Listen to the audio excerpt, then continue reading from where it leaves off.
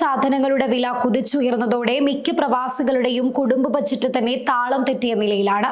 ഇന്ത്യയിലെ പച്ചക്കറികളുടെ ഉൽപാദനക്കുറവും മധ്യപൂർവ്വദേശത്തെ സംഘർഷവും ഷിപ്പിംഗ് ചാർജിലെ വർധനയുമെല്ലാമാണ് വിലക്കയറ്റത്തിന് കാരണമെന്നാണ് വ്യാപാരികൾ വ്യക്തമാക്കുന്നത്.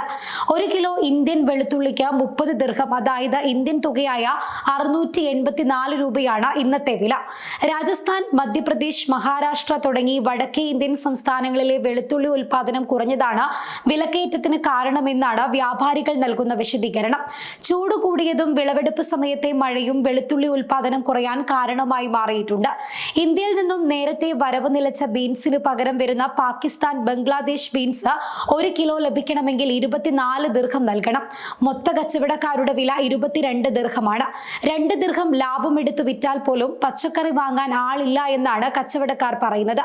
അതിനാൽ മൊത്ത കച്ചവടക്കാർ പലരും ബീൻസ് കൊണ്ടുവരുന്നത് തന്നെ നിർത്തിവച്ചിരിക്കുകയാണ്. മുരിങ്ങക്കായ്ക്കും ഗൾഫിൽ ഇരട്ടി വിലയാണ്.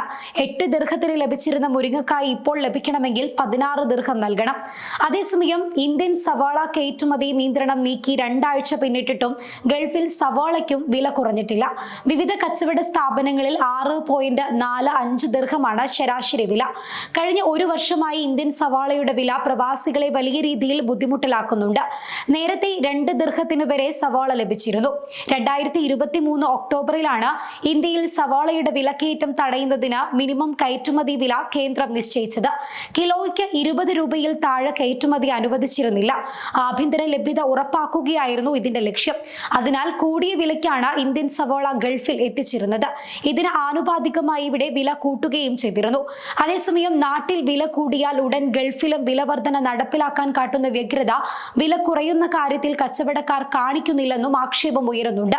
നേരത്തെ 20 രൂപയുണ്ടായിരുന്ന സവാള ലേലത്തുക പിന്നീട് 55 രൂപയാക്കി വർദ്ധിപ്പിച്ചതായും ഇസ്രായേൽ ഗാസ പ്രശ്നം മൂലം ഷിപ്പിംഗ് ചാർജ് ഇരട്ടിയോളം വർദ്ധിപ്പിച്ചതും വിലക്കയറ്റത്തിന് കാരണമായിട്ടുണ്ട് എന്നാണ് കച്ചവടക്കാർ പറയുന്നത്. ഇതിനു പുറമെ കഴിഞ്ഞയാഴ്ച ഇന്ത്യയിൽ ഉള്ളിവില കൂടിയതും ഗൾഫിൽ ഉള്ളിവില കുറയാതിരിക്കാൻ കാരണമായി മാറിയിട്ടുണ്ട്.